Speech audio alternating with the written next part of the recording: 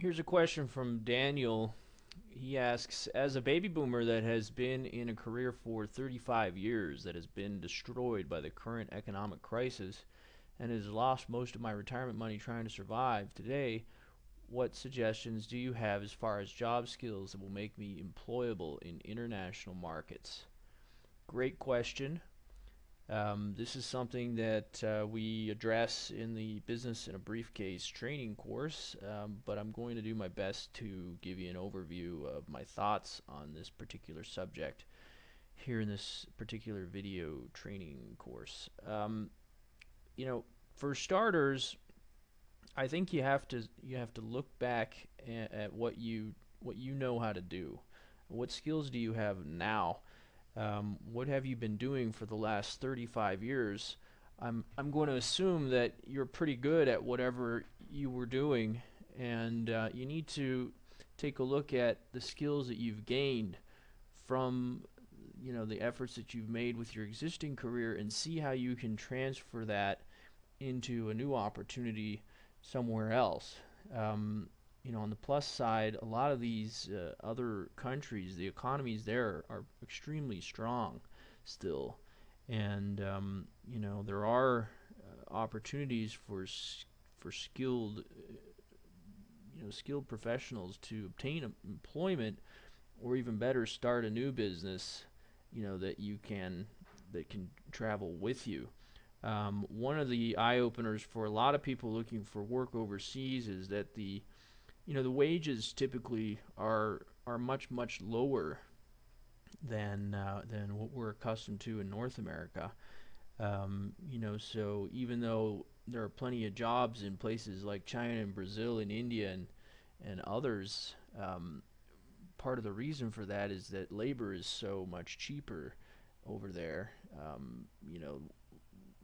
Companies aren't really willing to pay first world prices. So sometimes getting a job overseas isn't really that all that attractive, unless it's with an international company that pays first world wages.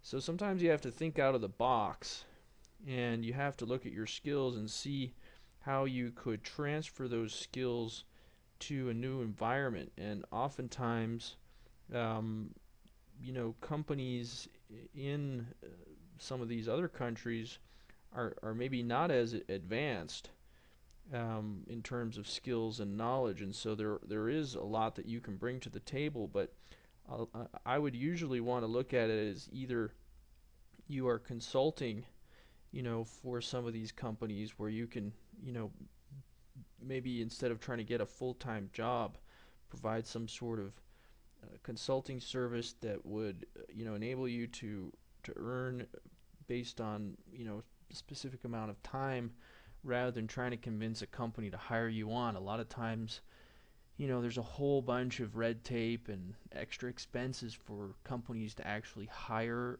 a full-time permanent position. So, approaching it in terms of a project and saying, okay, we're just going to do this particular phase of consulting. I'm going to, pass my skills along to your company, and over the duration of this amount of time, we'll agree to be paid this amount of money. So that's, one way to approach it. Another way is to, see how your skills can be continued on, even in the country where you are, but in a different way. In other words, a lot of times you can continue to find companies who need the types of skills that you have, but maybe not in a full-time permanent position. So you might also find contract work, or as we speak about in the Business in a Briefcase training course, a lot of times you can learn to establish, become an expert in your particular field, and establish numerous cash flows from your expertise. You do that using a mobile business platform, and you do that by asserting yourself as an expert and generating a variety of income sources through that effort.